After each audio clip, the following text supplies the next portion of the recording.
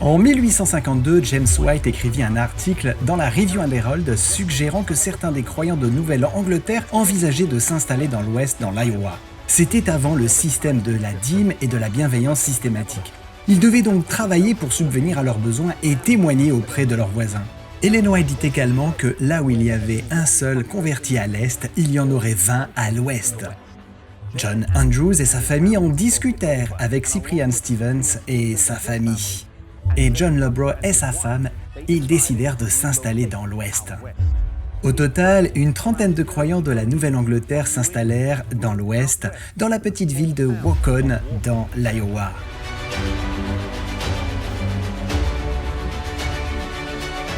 Cependant, les nouveaux croyants ne tardèrent pas à trouver que la vie quotidienne était très dure et leur prenait tellement d'énergie qu'il ne leur restait plus beaucoup pour partager leur foi avec leurs voisins. Il a été montré à Ellen White que les croyants de Waukon avaient besoin de ses encouragements et de ses conseils car ils n'arrivaient pas à accomplir leur tâche initiale. La région était peu peuplée et en plus, l'hiver avait été particulièrement rude, ce qui rendait les déplacements difficiles. Lorsque le temps se radoucit, John Lobrow alla acheter des outils de menuiserie et se mit au travail.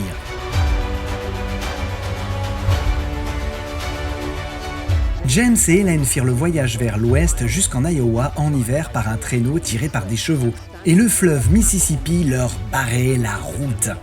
Cependant, lorsqu'ils l'atteignirent, la glace avait fondu et la neige se transforma en pluie, et il y avait 30 cm d'eau sur la glace molle. Alors qu'ils s'approchèrent de la rivière, le chauffeur Joshua Hart demanda « Allons-nous vers l'Iowa ou vers l'Illinois derrière nous ?» La réponse fut donnée « Avancez en vous fiant au Dieu d'Israël ».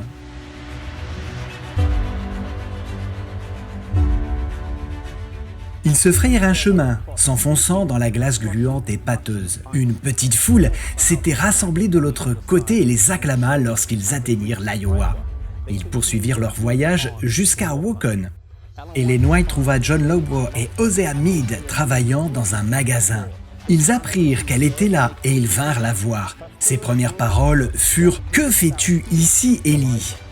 Ne recevant pas de réponse, elle demanda à nouveau, puis une troisième fois. Lobrow fut si embarrassé qu'il ne sut quoi dire.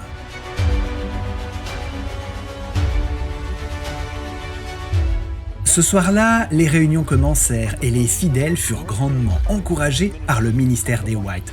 John Lobrow et John Andrews renouvelèrent leur engagement envers le service et envers Dieu. John Lobrow dit « J'ai déposé mon marteau et enfoncé mon dernier clou ». John Lobrow retourna avec les White dans le Michigan, tandis que John Andrews resta 2 ans de plus. Lobrow lui-même était un converti d'Andrews et devint par la suite un puissant missionnaire pour l'Église.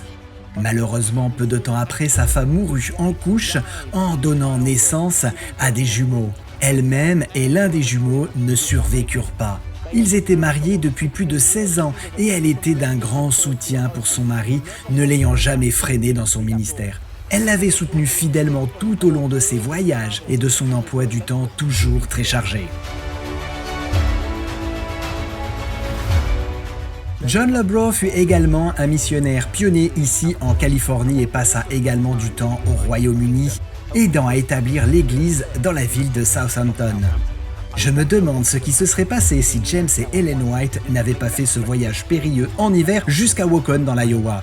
Parfois dans la vie, on se lance dans un projet, mais on se décourage et on arrête. Peut-être comme John Lobrow et John Andrews. Vous avez eu du succès dans le ministère, mais vous vous êtes arrêté pendant un certain temps et vous avez besoin de remettre votre vie sur les rails. Je veux vous encourager à mettre votre vie en harmonie avec le plan de Dieu. Et si cela implique de prendre des décisions difficiles et embarrassantes, que vous ayez le courage et l'audace pour le faire.